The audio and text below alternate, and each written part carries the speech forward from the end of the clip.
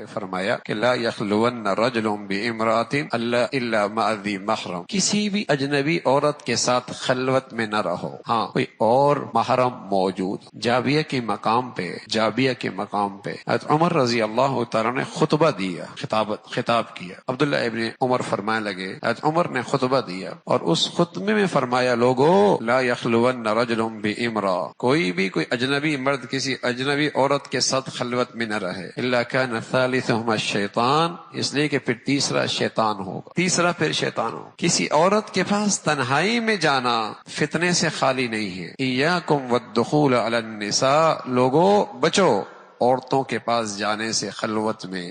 ایک انصاری مرد کہنے لگا، یا رسول اللہ آپ کا دیور کے بارے میں کیا رائے ہے؟ دیور کے بارے میں بھائی کا بھائی اور شوہر کے رشتہ دار، دیور شوہر کا بھائی اور شوہر کے دیگر رشتہ دار، اس کے لیے سب کے لیے لفظ استعمال ہوتا ہے ہم، دیور۔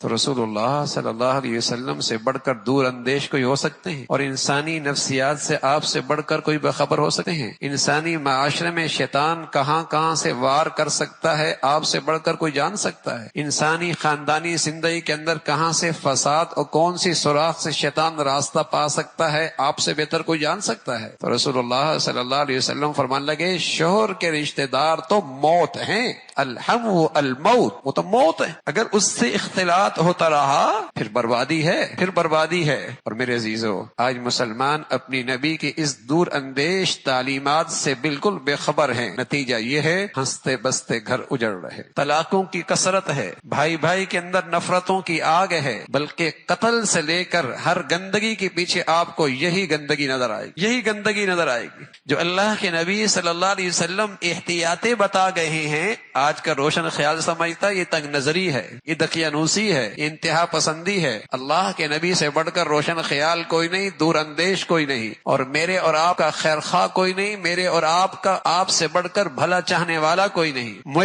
ہمارے ماں باپ ہم آپ پر فدا اور آپ پر قربان، جتنے میرے اور آپ کے وہ خیر خواہ ہیں، ہمارے ماں باپ اور ہم خود بھی اپنی ذات کے اتنے خیر خواہ نہیں۔ یہ اللہ کے نبی صلی اللہ علیہ وسلم کی دور اندیشی کی تعلیم ہے، پہلے مرد عورت میں ایک حیا، پردہ، شرم و حیا کی ایک چیز ہوتی تھی۔ آپ پیچھے جائیے 20 سال پہلے، آپ اپنے معاشرے میں یہ طلاقوں کی کثرت نہیں دیکھیں گے، یہ ہنستے بستے گھروں کا ٹوٹنا نہیں دیکھیں گے، یہ گھروں کا یہ انتشار، بدگمانیاں دیکھیے، کتنی بد اعتمادی، نہ اس کو اس پر اعتماد، نہ اس کو اس پر اعتماد۔ وجہ کیا ہے؟ مرد عورت کا آزادانہ اختلاط، بدگمانیاں، بد اعتمادیاں، طلاقوں کی کثرت۔ بتائیے اس گھر میں سکون کہاں؟ اور اللہ کے نبی کیا کہہ رہے؟ اجنبی مرد کے ساتھ اجنبی عورت، ظاہر ہے باہر سڑک کے آدمی کے لیے گھر میں خلوت میں ملنا آسان نہیں ہے، لیکن جب قریبی رشتہ دار جو غیر محرم ہیں، جب ان کے ساتھ اختلاط کی کثرت ہوتی ہے، فتنے اور فروغ پاتے ہیں، اس لیے کہ یہ گندگیاں اتنی عام ہو گئی کہ زندگی کا حصہ بن چکی ہیں۔ لیکن اس سے ہماری نسل کتنی برباد ہو رہی ہے، ذہنیت کتنی خراب ہو رہی ہے، شرم و حیا کا کیسا بیج مارا جا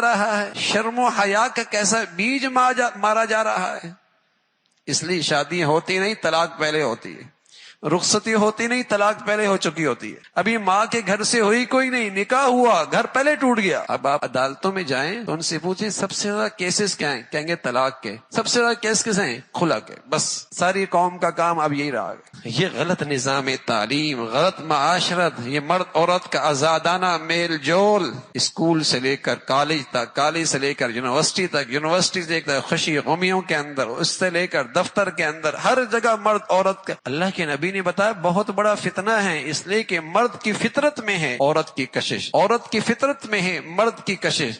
جب دونوں کی کشش بھی ہے اور آپ نے انہیں آزاد چھوڑ دیا، پھر کیا ہونا ہے؟ پھر رسول اللہ صلی اللہ علیہ وسلم نے اس فتنے سے آگاہ کیا، اور کوئی یہ نہ سمجھے کہ مجھے احتیاط کرنے کی ضرورت نہیں، میں اس فتنے میں نہیں پڑ سکتا۔ تو رسول اللہ صلی اللہ علیہ وسلم نے اس فتنے سے ڈرایا ہے۔ احتیاط ضروری ہے۔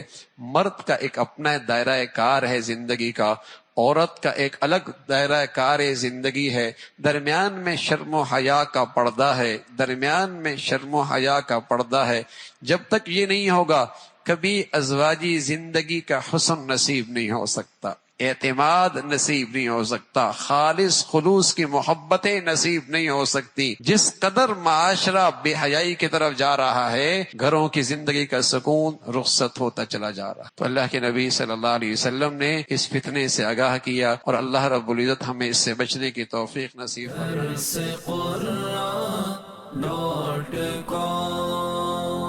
www.darsequran.com